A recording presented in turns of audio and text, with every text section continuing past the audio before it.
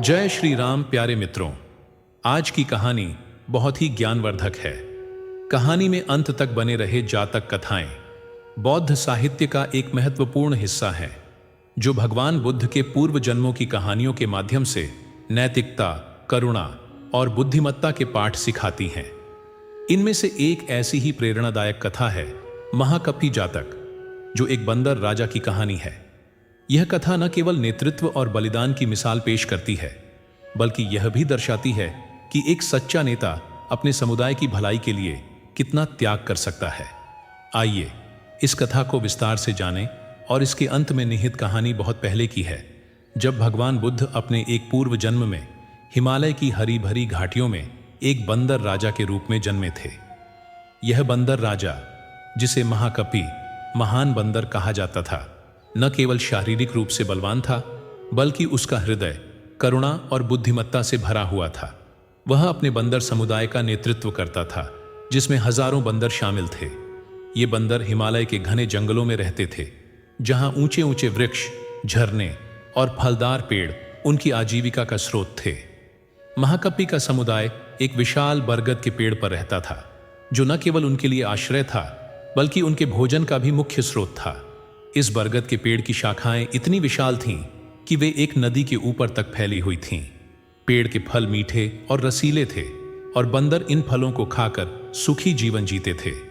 महाकपि अपने समुदाय के प्रति अत्यंत समर्पित था। वह हमेशा यह सुनिश्चित करता था कि सभी बंदर सुरक्षित रहें और किसी को भोजन की कमी न हो। हालांकि यह सुखमय जीवन हमेशा के लिए नहीं था। बरगद के पेड़ की शाखाएं नदी के ऊपर फैली होने के कारण कभी कभी इसके फल नदी में गिर जाते थे। ये फल नदी के बहाव के साथ दूर दूर तक बहते हुए एक मानव बस्ती तक पहुंचने लगे। उस बस्ती में एक राजा का शासन था, जो अपने वैभव और शक्ति के लिए जाना जाता था। एक दिन राजा के कुछ सेवकों ने नदी में बहते हुए इन मीठे फलों को देखा। उन्होंने इन फलों को चखा और उनकी मिठास से आश्चर्यचकित रह गए।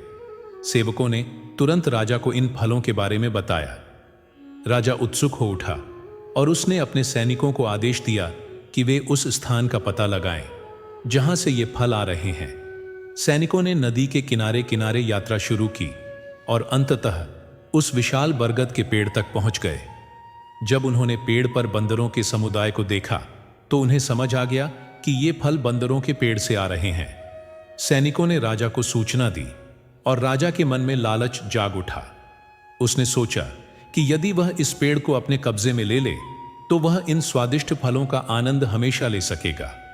साथ ही उसे बंदरों से कोई खतरा भी नहीं होगा, क्योंकि वह उन्हें मारने या भगाने का इरादा रखता था। राजा ने अपने सैनिकों को तुरंत उस पेड़ पर हमला करने का आदेश दिया। जब सैनिक तीर कमान और भाले लेकर बरगद के पेड़ की ओर बढ़े, तो बंदरों में हड़कंप मच गया। वे डर के मारे इधर उधर भागने लगे। कुछ बंदर ऊंची शाखाओं पर चढ़ गए, तो कुछ ने नदी में कूदने की कोशिश की। लेकिन महाकपि ने स्थिति की गंभीरता को समझा और अपने समुदाय को शांत करने की कोशिश की। उसने जोर से आवाज लगाकर सभी बंदरों को एकत्र किया और कहा, डरो मत, मैं तुम्हारा नेता हूं और तुम्हारी रक्षा करना मेरा कर्तव्य है। हमें मिलकर इस संकट का सामना करना होगा। महाकपि ने देखा कि सैनिक तेजी से पेड़ की ओर बढ़ रहे थे और उनके पास समय बहुत कम था। पेड़ की शाखाएं नदी के ऊपर फैली थीं और दूसरी ओर एक दूसरा पेड़ था जो सुरक्षित था। लेकिन नदी को पार करना आसान नहीं था, क्योंकि वह गहरी और तेज बहाव वाली थी। कोई भी बंदर अकेले नदी पार नहीं कर सकता था। महाकपि ने तुरंत एक योजना बनाई। उसने अपनी शारीरिक शक्ति और बुद्धिमत्ता का उपयोग करते हुए एक साहसिक कदम उठाया। वह तेजी से बरगद के पेड़ की सबसे लंबी शाखा पर चढ़ गया, जो नदी के ऊपर थी। फिर उसने पूरी ताकत लगाकर छलांग लगाई और नदी के दूसरी ओर वाले पेड़ की शाखा को पकड़ लिया। लेकिन यह पर्याप्त नहीं था। उसने अपने शरीर को एक जीवित पुल की तरह बनाया। उसका एक हाथ दूसरी ओर के पेड़ की शाखा को पकड़े हुए था और दूसरा हाथ बरगद के पेड़ की शाखा को। इस तरह उसने अपने शरीर को नदी के ऊपर एक रस्सी की तरह तान दिया। महाकपि ने अपने समुदाय को पुकारा और कहा, जल्दी करो, मेरे शरीर के ऊपर से चलकर नदी पार करो और उस पेड़ पर चढ़ जाओ। यह तुम्हारी एकमात्र रक्षा है। बंदर, जो पहले डर से कांप रहे थे, अब अपने नेता के साहस से प्रेरित हो उठे। एक एक करके सभी बंदर महाकपि के शरीर के ऊपर से दौड़ते हुए नदी पार करने लगे। छोटे छोटे बच्चे, बूढ़े बंदर और युवा सभी ने इस जीवित पुल का उपयोग किया। हालांकि यह कार्य महाकपि के लिए आसान नहीं था। हर बार जब कोई बंदर उसके शरीर पर दौड़ता, उसे असहनीय दर्द होता। उसकी हड्डियां छटक रही थीं और उसका शरीर थकान से कांप रहा था। फिर भी उसने हार नहीं मानी। वह अपने समुदाय के प्रत्येक सदस्य को सुरक्षित देखना चाहता था। अंत में जब आखिरी बंदर भी नदी पार कर गया, महाकपि की ताकत जवाब दे गई। उसका शरीर टूट चुका था और वह शाखा छोड़कर नदी में गिर गया। उधर राजा के सैनिक पेड़ पर पहुंचे, लेकिन उन्हें कोई बंदर नहीं मिला। वे आश्चर्यचकित थे कि इतना बड़ा समुदाय कहां गायब हो गया। तभी राजा, जो अपने सैनिकों के साथ आया था, ने नदी में तैरते हुए महाकपि को देखा। राजा को उसकी हालत देखकर दया आ गई। उसने अपने सैनिकों को आदेश दिया कि वे महाकपि को नदी से निकालें। जब महाकपि को राजा के सामने लाया गया, वह मुश्किल से सांस ले पा रहा था। राजा ने उससे पूछा, हे महान बंदर, तुमने अपने समुदाय के लिए इतना बड़ा बलिदान क्यों किया? तुम्हारी जान को खतरा था, फिर भी तुमने अपने शरीर को एक पुल बनाया। ऐसा क्यों? महाकपि ने कमजोर आवाज में जवाब दिया, हे राजन, मैं अपने समुदाय का नेता हूं। मेरा कर्तव्य है कि मैं उनकी रक्षा करूं, भले ही इसके लिए मुझे अपनी जान देनी पड़े। एक सच्चा नेता वही है जो अपने लोगों की भलाई के लिए स्वयं को समर्पित कर दे। महाकपि के ये शब्द सुनकर राजा का हृदय पिघल गया। उसे अपने लालच और क्रूरता पर पश्चाताप हुआ। उसने महाकपि की देखभाल का आदेश दिया, लेकिन महाकपि की चोटें इतनी गहरी थीं कि वह बच नहीं सका। अपनी अंतिम सांस में उसने राजा से कहा, अपने प्रजा की रक्षा करें राजन। यही एक सच्चे राजा का धर्म। कई वर्ष पहले हिमालय की तलहटी में एक छोटा सा गांव जयपुर बसा था। गांव के पास एक प्राचीन मठ था, जहां साधु कश्यप रहते थे। कश्यप की ख्याति दूर दूर तक फैली थी। लोग कहते थे कि उनके पास हर प्रश्न का उत्तर है, फिर चाहे वह कितना भी जटिल क्यों ना हो। लेकिन कश्यप की खासियत यह थी कि वे शायद ही कभी बोलते थे। उनकी मुस्कान और मौन ही अधिकांश प्रश्नों का जवाब बन जाते थे।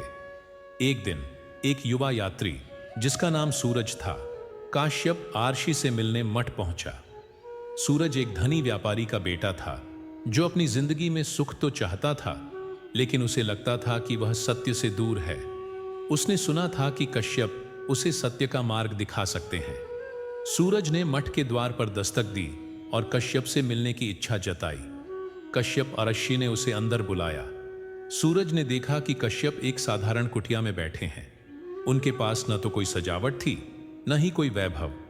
कश्यप ने सूरज को बैठने का इशारा किया और शांत स्वर में पूछा, क्या लाया है तुम्हें यहां? सूरज ने उत्साह से कहा, मैं सत्य की खोज में हूं। मैंने धन, यश और सुख की हर राह आजमाई, लेकिन मुझे शांति नहीं मिली।